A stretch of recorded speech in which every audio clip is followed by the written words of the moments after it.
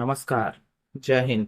मैं राहुल कुमार झा आप सभी का एक बार फिर से ओरिजिन ऑफ सक्सेस के यूट्यूब चैनल पर हार्दिक स्वागत करता हूं। दोस्तों, जैसा कि आप सभी को पता है कि बिहार पुलिस कांस्टेबल के लिए हमारा क्रैश कोर्स शुरू हो चुका है। हम लोग आप लोगों के लिए नियमित तौर पर बिहार पुलिस के सिलेबस के रिगार्डिंग वीडियो ला रहे हैं, और आपको जो भी इंस्ट्रक्शन मिल रहा है आप उनको फॉलो कीजिए। साथ ही हमारे वीडियो को नियमित तौर से फॉलो कीजिए। दोनों मिला करके एक कंप्लीट प्रिपरेशन होगी। सेल्फ स्टडी पर ज़्यादा फोकस करें। साथ ही साथ हमारे द्वारा जो वीडियो बनाकर आपको समझाया जा रहा है आप उस पर फोकस करें, और उसके उपरांत आप अपने टेक्स्ट बुक से नियमित तौर से उसी टॉपिक को एक बार पुनः कर लें। दोनों मिला करके आप एक अच्छे अंक हासिल कर सकते हैं अपने इस एग्जाम में। जैसा कि लोग का डिमांड था, सबसे पहले मैं साइंस सेक्शन को लेकर के आप सबके समक्ष आया हूँ। साइंस सेक्शन में जो भी हमारा टॉपिक है हम उसको धीरे धीरे कवर करेंगे, और उसके बाद आर्ट सेक्शन या साथ साथ में दूसरे टीचर के द्वारा आर्ट सेक्शन भी कवर करवाया जाएगा। साइंस में जो हमारा सिलेबस है उसके अनुसार सबसे पहले हम फिजिक्स की यदि बात करते हैं तो फिजिक्स में हमारा पहला चैप्टर यूनिट एंड डायमेंशन होता है। मापन का यह चैप्टर है। सिंपल से सवाल, कुछ मापन से रिलेटेड फॉर्मूला या कुछ सिंपल से सवाल जो बेसिक से इस चैप्टर से बनते हैं वो आपको बिहार पुलिस के एग्जाम में देखने के लिए मिलते हैं। मापन मेजरमेंट एक ऐसा टॉपिक है जो आपको अपने फील्ड में अपने लाइफ में भी हर एक टाइम आपको इसके यूज होती है। हम लोग सबसे पहले भौतिक राशि की बात करते हैं। मापन समझने से पहले हम लोग भौतिक राशियों के बारे में बात करते हैं कि भौतिक राशि क्या होती है। What is physical quantity. तो भौतिकी के नियमों को व्यक्त करने के लिए जिन राशियों की आवश्यकता होती है उसे ही हम भौतिक राशि कहते हैं। भौतिकी में ढेर सारे नियम, ढेर सारे रूल लॉ बने हुए हैं। उनको व्यक्त करने के लिए, उनको डिलीवर करने के लिए हमें जिन जिन राशियों की आवश्यकता होती है उन्हें ही मिला करके एक भौतिक राशि कहा जाता है। जिस जैसे कि लंबाई, द्रव्यमान, समय, ये सब का यूज हम लोग भौतिकी में करते हैं, फिजिक्स में करते हैं, और इन्हें ही भौतिक राशि कहा जाता है। यदि हम भौतिक राशि की बात करें तो मुख्यतः उन्हें दो भागों में बांटा गया है। मूल राशि और व्युत्पन्न राशि, यानी फंडामेंटल क्वांटिटी और डिराइव्ड क्वांटिटी। फंडामेंटल क्वांटिटी ये अन्य राशियों से स्वतंत्र होते हैं। जिस तरह से हमारे इंग्लिश अल्फाबेट में वोवेल कॉन्सोनेंट होते हैं, सेम उसी प्रकार से हम समझ सकते हैं कि फंडामेंटल क्वांटिटी दूसरे क्वांटिटी पे डिपेंड नहीं होते हैं, इंडिपेंडेंट होते हैं। और जो व्युत्पन्न राशि है, जो डिराइव्ड क्वांटिटी है, वो फंडामेंटल क्वांटिटी पे किसी ना किसी तौर पे डिपेंड होते हैं। मात्रक की यदि हम बात करें तो मात्रक मतलब यूनिट। यूनिट उस चीज को बोलते हैं जो मेजरमेंट करने के लिए हमें प्रयोग करते हैं। भौतिक राशि को मापने के लिए हम जिस मानक माप की जरूरत होती है, हमें जिस मानक माप की जरूरत होती है, यानी स्टैंडर्ड मेजर्स जो हम फॉलो करते हैं किसी चीज को मापने के लिए, उसे मात्रक कहा जाता है। जैसे लंबाई को मापने के लिए स्टैंडर्ड मेजर्स मीटर है, इसके अलावा सेंटीमीटर, डेसीमीटर, किलोमीटर, ये सब भी इसके यूनिट हैं। द्रव्यमान को मापने के लिए हम लोग किलोग्राम, ग्राम, मिलीग्राम, ये सब चीजों का यूज करते हैं। तो लंबाई का मात्रक मीटर हो गया, द्रव्यमान का मात्रक किलोग्राम हो गया। अब अलग अलग मात्रकों की पद्धति पहले से प्रचलित थी, अलग अलग मात्रकों की पद्धति पहले से चलन में थी। और 1960 के आसपास, 1960 में जाकर के एक इंटरनेशनल यूनिट एसआई सिस्टम की एसआई सिस्टम 1960 में आकर के आया। और उसके बाद से हम सभी भौतिकी के सभी नियमों को हम एसआई सिस्टम में ही डिलीवर करते हैं। एसआई सिस्टम एक ऐसा सिस्टम है जो पूरे विश्व के द्वारा फॉलो किया जाता है, और हमारे सभी बुक्स वगैरह में भी एसआई सिस्टम में ही यूनिट लिखा हुआ रहता है। सीजीएस सिस्टम जो इससे पहले प्रचलन में था, सीजीएस मतलब सी फॉर सेंटी और जी फॉर ग्राम और एस फॉर सेकेंड। नाम से ही स्पष्ट है कि सी सेंटी यानी कि सेंटीमीटर, इसमें लंबाई का, इस सिस्टम में लंबाई का यूनिट सेंटीमीटर होता था।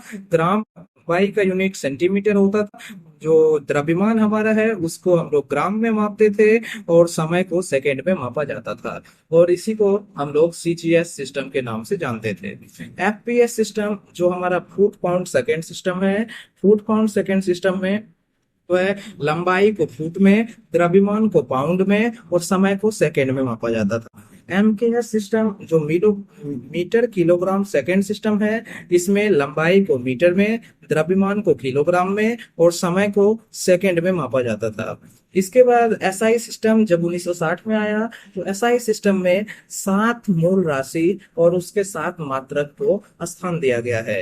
यानी एसआई सिस्टम में टोटल 7 फंडामेंटल क्वांटिटी और फंडामेंटल यूनिट है, जो कि इस प्रकार हैं। लंबाई का मात्रक मीटर, द्रव्यमान का मात्रक किलोग्राम, समय का मात्रक सेकेंड, ताप का मात्रक केल्विन, विद्युत धारा का मात्रक एम्पियर, ज्योति तीव्रता का मात्रक कैंडेला, पदार्थ की मात्रा का मात्रक मोल।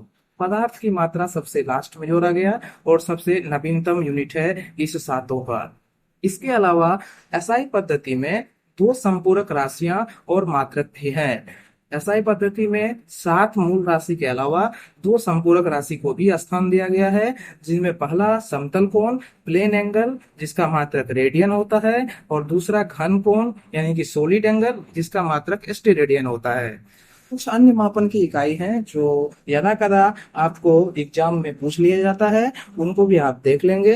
जैसे दाब का मात्रक पास्कल होता है, ध्वनि की प्रबलता को डेसिबल में व्यक्त किया जाता है, प्रकाश के तरंगदैर्घ्य का मात्रक एंगस्ट्रॉम होता है, नौ संचालन में दूरी यानी कि नॉटिकल मील में उसको हम लोग मेजर करते हैं, ऊष्मा का मात्रक कैलोरी होता है, विद्युत विभवांतर या विद्युत विभव का मात्रक वोल्ट होता है, तापमान को सेल्सियस में हम लोग जनरली मापते हैं, लेकिन तापमान को जो एसआई इकाई है वो केल्विन है। ध्यान रखेंगे, तापमान का यहाँ पर सेल्सियस लिखा गया है, लेकिन तापमान का जो एसआई यूनिट है वो केल्विन है। आवृत्ति का मात्रक हर्ट्ज होता है। जल के बहाव को हम लोग क्यूसेक में मापते हैं। ओजोन परत की इकाई, बार बार क्वेश्चन पूछा जाता है, ओजोन परत की मोटाई को हम लोग किस में मापते हैं, तो डॉप्सन यूनिट में ओजोन परत की इकाई को मापा जाता है। ज्योति फ्लक्स का मात्रक ल्यूमेन होता है। ज्योति तीव्रता 7 मूल राशि में से है, उनका ज्योति तीव्रता का मात्रक कैंडेला होता है, लेकिन ज्योति फ्लक्स का मात्रक ल्यूमेन है। और चुंबकीय प्रेरण या चुंबकीय क्षेत्र का मात्रक टेस्ला होता है। इसके अलावा यदि हम बात करें कि दूरी प्रकाश वर्ष, कई बार एग्जाम में पूछा गया है क्वेश्चन कि प्रकाश वर्ष क्या है।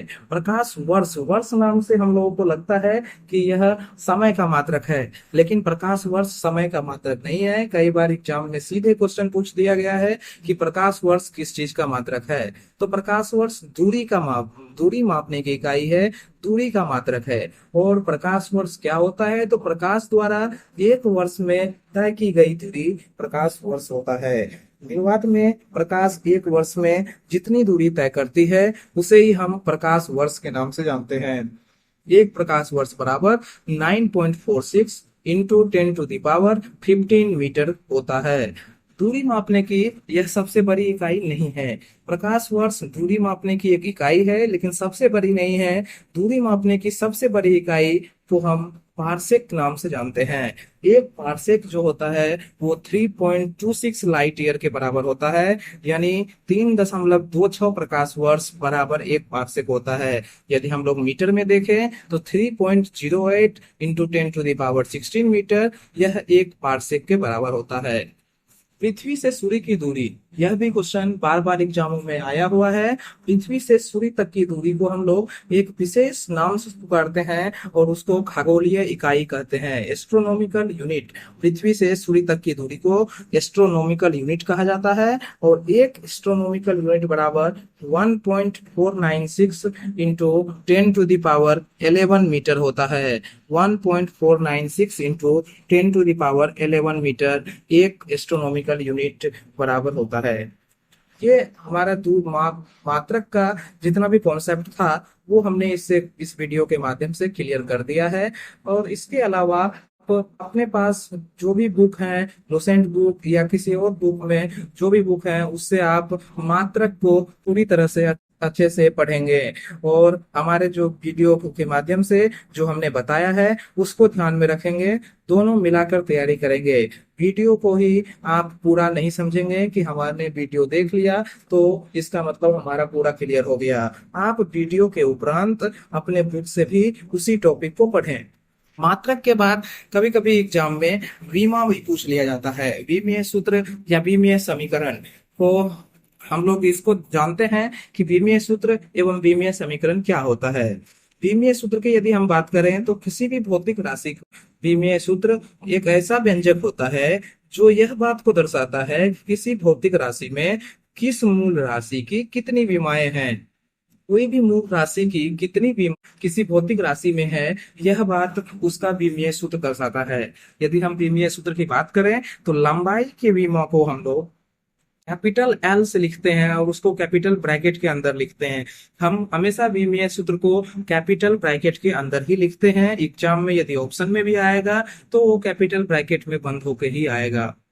लंबाई के बीमा को कैपिटल एल, समय के बीमा को कैपिटल टी तथा द्रव्यमान के बीमा को कैपिटल एम द्वारा दर्शाया जाता है। ये विमीय सूत्र हो गया।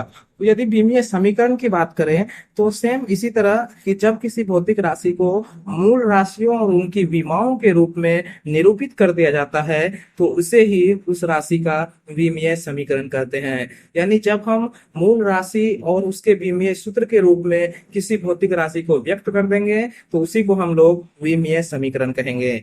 जैसे कुछ उदाहरण स्वरूप कुछ विमीय समीकरण दिया गया है। जैसे आयतन, यदि आयतन की हम लोग बात करें तो लंबाई गुना चौड़ाई गुना ऊंचाई हम लोग आयतन का फॉर्मूला होता है। तो लंबाई एक डिस्टेंस है, एक लेंथ है, चौड़ाई भी एक लेंथ है और ऊंचाई भी एक लेंथ है, और यानी कि तीनों लेंथ हो गया। और भौतिक राशि में मूल राशि में हम लोग को लंबाई एक मूल राशि है, यानी कि दूरी, तो दूरी यदि हम सब लंबाई को कैपिटल एल के रूप में विमीय समीकरण विमीय सूत्र में कैपिटल एल लिखें तो चौड़ाई का भी हम लोग कैपिटल एल ही लिखेंगे क्योंकि यह भी एक दूरी है, और ऊंचाई को भी कैपिटल एल लिखेंगे क्योंकि यह भी एक दूरी है, एक लेंथ है, एक लंबाई है। तो तीनों मिलाकर के हमको एल एल एल यानी कि एल टू दी पावर 3 आता है। और चूंकि हम लोग विमीय समीकरण को एम एल और टी के रूप में लिखते हैं, यानी कि द्रव्यमान और लंबाई और समय के रूप में व्यक्त करते हैं, तो हम इसे सम्मिलित रूप से लिख सकते हैं कि m to the power 0, l to the power 3 और t टू दी पावर 0। और ये हमारा आयतन का विमीय समीकरण हो गया। यदि हम इसको केवल और केवल l टू दी पावर 3 लिखें तो वो भी गलत नहीं होगा, लेकिन हम लोग जनरली सामान्य तरीके से एम एल टी के रूप में व्यक्त करते हैं, इसलिए हम इसे m to the power 0, l to the power 3 और t टू दी पावर 0 के रूप में लिखते हैं। सेम इसी तरह वेग का विमीय समीकरण दर्शाया गया है। वेग बराबर विस्थापन बटे समय होता है, और विस्थापन भी शॉर्टेस्ट डिस्टेंस को बोलते हैं। तो शॉर्टेस्ट डिस्टेंस चूंकि वो एक लेंथ है, एक लंबाई है, तो उसको भी हम लोग विमीय सूत्र के रूप में कैपिटल एल ही लिखेंगे। और समय के विमा हम लोग पहले देखे हैं कि टी होता है, तो एल बटे टी ही इसका विमीय समीकरण होगा। और यदि हम लोग इसको एम एल टी के रूप में व्यक्त करें तो m to the power 0, l to the power 1 और t टू दी पावर -1, यह इसका वेग का विमीय समीकरण हो जाएगा। सेम इसी प्रकार त्वरण का विमीय समीकरण और बल का विमीय समीकरण दिया गया है। यदि आप ध्यान रखते हैं कि त्वरण बराबर क्या होता है, त्वरण का फॉर्मूला क्या होता है, तो आप इसको आसानी से निकाल भी सकते हैं। अन्यथा इसको याद रखेंगे कि त्वरण का जो विमीय समीकरण होता है वो m to the power 0, l to the power 1 और t टू दी पावर -2 होता है। बल का विमीय समीकरण कई बार एग्जामों में पूछा गया है, और बल बराबर द्रव्यमान गुना त्वरण होता है। तो द्रव्यमान को इस त्वरण में सिर्फ द्रव्यमान को ऐड कर देंगे तो हम उससे बल का विमीय समीकरण निकाल सकते हैं, जैसा कि निकाला हुआ है। बल का विमीय समीकरण t टू दी पावर -2 होता है।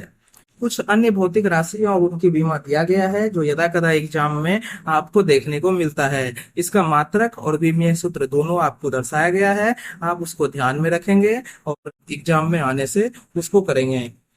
मात्रक और बीमा दोनों को कंप्लीट रूप से आपके समक्ष करवा दिया गया है। अब आप इसको किसी भी बुक से जा करके एक बार मात्रक और बीमा चैप्टर पूरा उठाएंगे और पूरा पढ़ेंगे।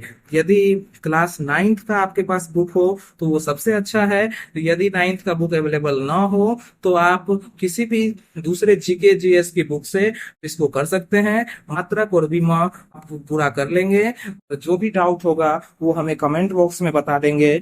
अगले वीडियो में कि उस डाउट को भी लेकर के आएंगे, साथ ही एक नए चैप्टर के साथ पुनः आपके समक्ष उपस्थित होंगे। धन्यवाद। नमस्कार।